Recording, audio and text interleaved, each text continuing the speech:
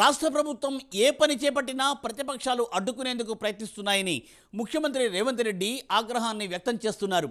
చేతనైతే అభివృద్ధికి అవసరమైన సలహాలు ఇవ్వాలని, అలా కాకుండా ప్రతిదాన్ని అడ్డుకోవాలి అనుకుంటే సరైన సమాధానం చెబుతామని విపక్షాలను హెచ్చరిస్తున్నారు రేవంత్. ప్రజాపాలన విజయోత్సవాలలో భాగంగా ఆయన ప్రతిపక్షాలపై మండిపడ్డారు. చేతనైతే ఢిల్లీ నుండి రాష్ట్రానికి నిధులు తీసుకురావాలని కిషన్ రెడ్డిని ఉద్దేశించి అన్నారు రేవంత్. ఎవరు అడ్డు వచ్చినా అభివృద్ధి ఆగబోదని వెల్లడించారు. దీనిపై ప్రైమ్ 9 ప్రత్యేక కథనం.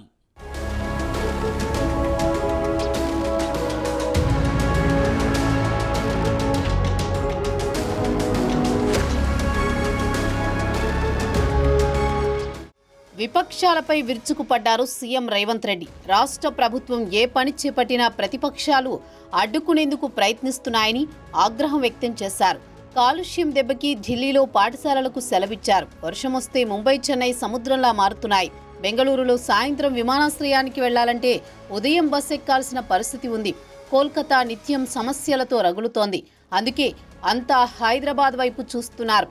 దీన్ని కాలుష్యరహితంగా, పర్యావరణ హితంగా అభివృద్ధి చేసుకుందాం.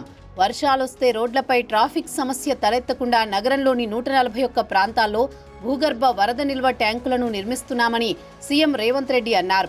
ఈ క్రమంలోనే హైడ్రా, మూసీ పునర్జీవం వంటి కార్యక్రమాలు చేపట్టినట్లు వెల్లడించారు. ఈ క్రమంలో ప్రతిపక్షాలు విమర్శలు చేస్తున్నాయని పేర్కొన్నారు. ప్రజాపాలన విజయోత్సవాల్లో భాగంగా మంగళవారం ఏర్పాటు చేసిన సభలో ఆయన మాట్లాడారు.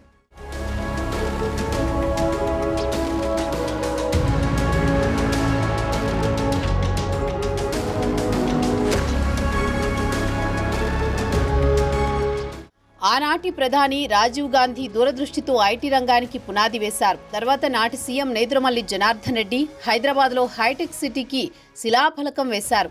తర్వాత చంద్రబాబు నాయుడు హైటెక్ సిటీని నిర్మించి కంపెనీలను తీసుకొచ్చారు. ఆయన తర్వాత వైఎస్ఆర్ ఐటీ, ఫార్మా రంగాలను మరింతగా విస్తరించారు. ఓఆర్ఆర్ విమానాశ్రయాలను అభివృద్ధి చేశారు. తాగునీటి సమస్యను శాశ్వతంగా పరిష్కరించాలని కాంగ్రెస్ నేత పీజీఆర్ చేసిన పోరాటాల ఫలితంగానే నగరానికి కృష్ణా, గోదావరి జలాలు వచ్చాయి. హైదరాబాద్కు మెట్రోను, కేంద్రం నుంచి 100 కోట్ల నిధులను తీసుకొచ్చింది కేంద్ర మాజీ మంత్రి జైపాల్ రెడ్డి. వాటి వల్లే నగరంలో ఐటీ, ఫార్మా, స్థిరాస్తి సంస్థలు విస్తరించాయి. రాష్ట్ర ఆదాయంలో హైదరాబాద్, రంగారెడ్డి జిల్లాల వాటా 65% పెరిగిందని ఆ సందర్భంగా రేవంత్ రెడ్డి అన్నారు. ఇప్పుడు సిటీ మరింత అభివృద్ధి అవసరం. 360 కిలోమీటర్ల పొడవున 35,000 కోట్లతో RRRను నిర్మించబోతున్నాం. అక్కడి నుంచి ఓఆర్ఆర్కు రేడియల్ రోడ్లను నిర్మించి 60% తెలంగాణను అభివృద్ధిలో భాగస్వామిగా చేయబోతున్నామని పేర్కొన్నారు రేవంత్ రెడ్డి.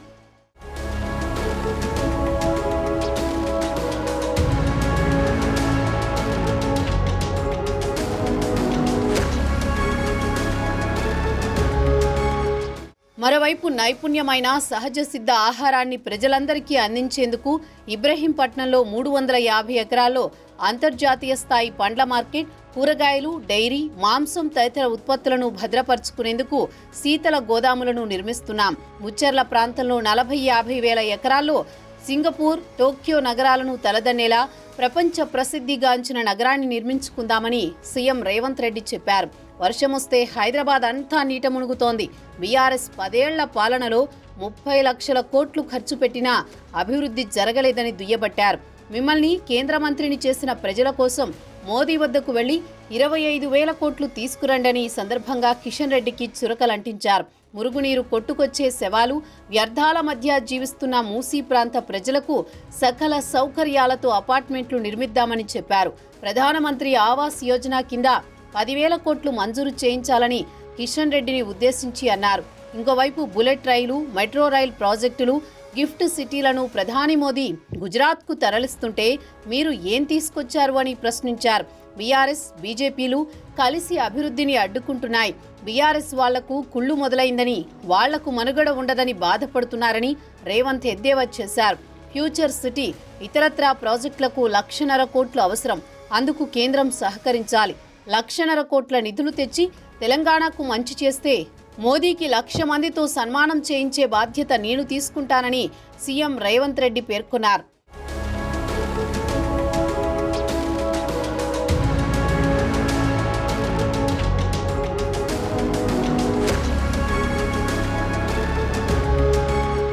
మొత్తం మీద కాంగ్రెస్ పాలన ఏడాది కాలం పూర్తయిన సందర్భంగా నిర్వహించిన సభను ప్రతిపక్షాలను విమర్శించడానికి పనికొచ్చిందని రాజకీయ విశ్లేషకులు అంటున్నారు.